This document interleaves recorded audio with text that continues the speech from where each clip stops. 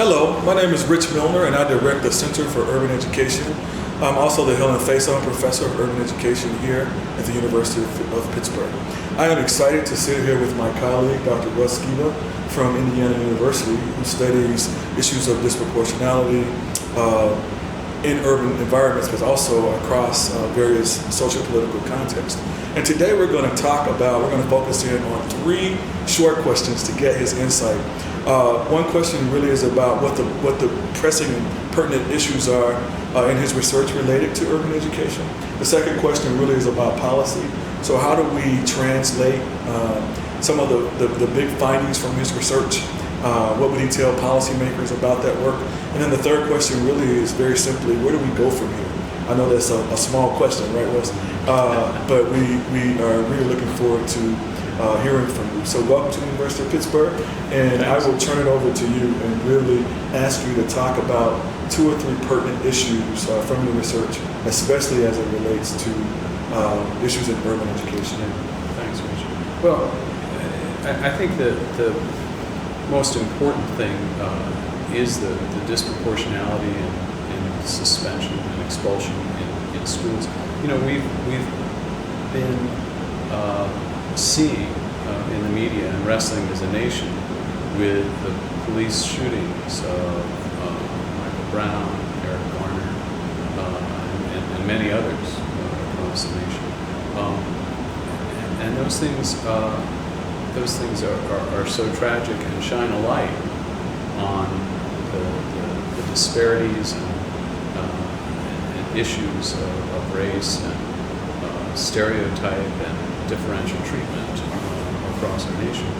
But those are while those are single cases, really, if we look at disparities in school discipline, there are literally hundreds of thousands of students of color who are disadvantaged by higher rates of being excluded from school for reasons of discipline.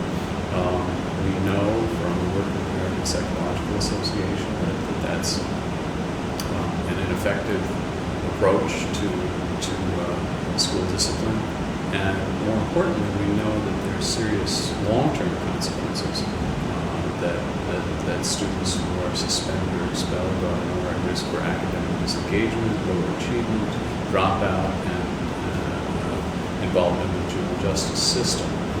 So this is an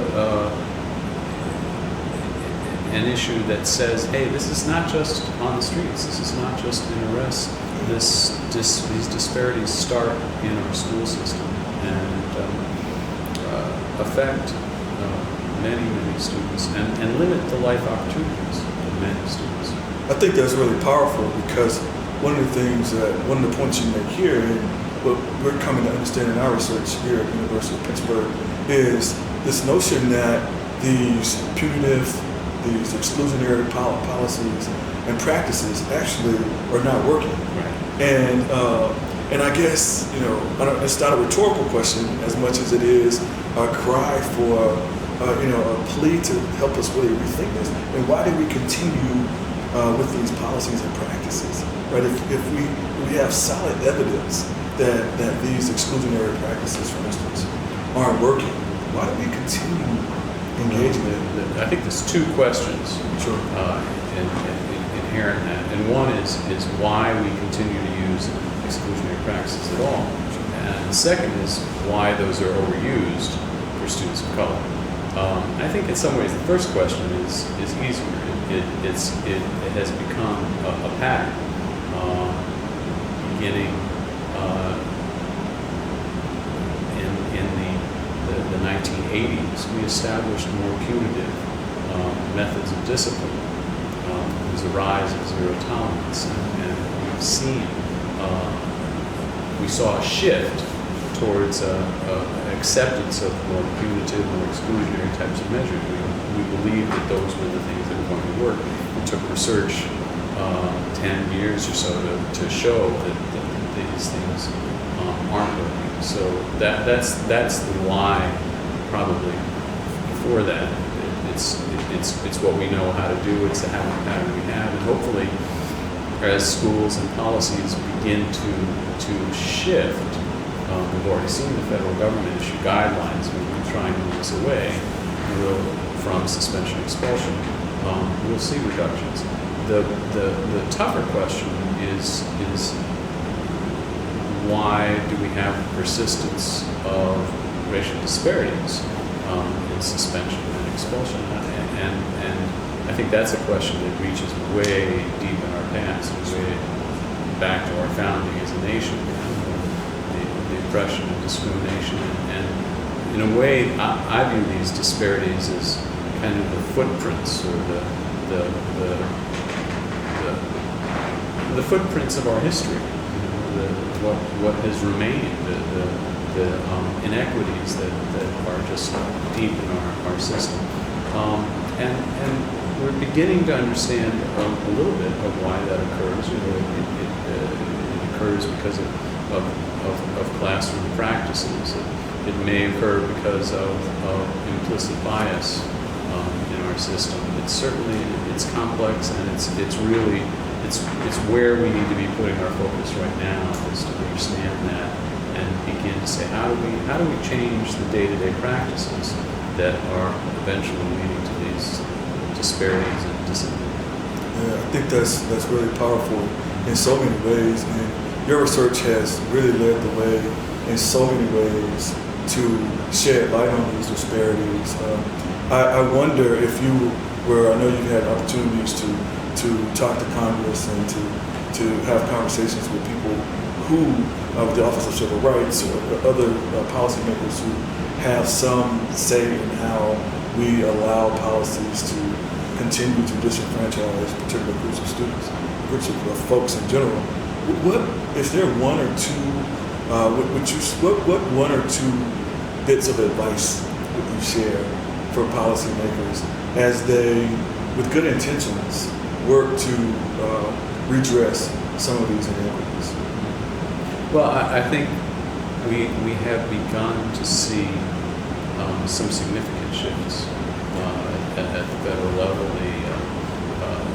The Departments of Education, Departments of Justice issued guidance in 2014 that said that schools should reduce the use of suspension and expulsion and implement alternatives to that. We're seeing movement in Congress every year for the last few years. There's been a bill that would support increased use of PBIS in schools, and I expect that to pass at some point. We see states throughout the nation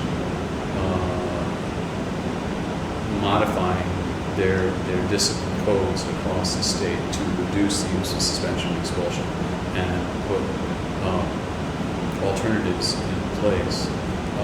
I do think that one of the places that we need to continue to advocate is to address the racial and ethnic disparities. And again, we've seen some movement on that. The Department of Education and Department of Justice have increased their monitoring and their civil rights monitoring of districts with significant disparities, and got quite a number of large districts to engage in agreements to create that change. I think that that's really encouraging, and we need to make sure we keep that focus. There has been a tendency to think that we can make all of this change by race-neutral means over the last 20 years, and I think that the message across the nation in the horror of some of these shootings is that race still matters, that Black lives matter, and we need to ensure in these reform efforts that we keep the focus on making sure that all groups are getting equal treatment in discipline. I really think your comments are right on target. For those of us in the fight for social justice and who might get discouraged here and there, I wonder if what advice you give as we move forward. If there are 2 or 3 pieces of advice you might share as we move forward. You could talk about what researchers might be doing, what educators should do, what community members might take up. That's a very broad question, but what would you share just as a closing piece of advice to those of us, in this work? What would you say? Well, we had this conversation with community members today, and it was fascinating. There were community organizers in the same room as representatives from the schools, and they both wanted the same thing, but as often happens, it's difficult to work together for that. We've seen this really critical shift in the last 2 or 3 years in policy, as I said, at the federal and state level. And right now, the big challenge is how do we implement that in schools? How do we get that down to the school level? And that's where you get into really complex issues of whether teachers are going to feel supported enough in the new methods to feel comfortable putting those in place. You can't just say to a school, stop suspending kids, because it's going to lead to chaos if teachers don't have adequate support and adequate training. So I think that the biggest challenge, and I would say to all of our groups of stakeholders, is to work together. For our community organizers, to work with our school administration, to work with our teachers and teachers unions, to work with our parents and communities to say, okay, how do we develop new approaches that will keep all of our kids in school and give all of our kids equal opportunity and build a school climate that works for all students, a positive school climate. And there's a lot of issues to be sorted out in that. And I think in the communities where you see organizers and the school system working together, say in Denver, Padres, Venice Unidos, working with the Denver public schools, that's where we've started to see some real change going on in the schools. And so I think that developing coalitions to find ways to, and it's hard. It's hard, I think, sometimes for schools to admit they have to change, for community organizers to say, well, in some cases maybe we need to ease off pressure because folks are getting defensive, but to work together to find the best ways for kids. I think that's, your comments are right on target. I just want to say again sincerely how grateful I am and excited to have you here in the city of Pittsburgh, but especially at the University of Pittsburgh. We look forward to your great lecture that's coming up, and we're in this fight together. We really are. And I think at the end of the day, most folks have the best intentions, right? We all have great intentions. But again, we've got to figure out ways to collectively work to better meet the needs of every child. Because Black lives matter, right? We need to make sure we are mindful of them, and the practices that we develop are consistent with what we know to be right. So thank you so much. It's absolutely my pleasure. It was just seeing the commitment on the part of all of those different folks from different groups who were together today. It's remarkable. And we can do it in Pittsburgh.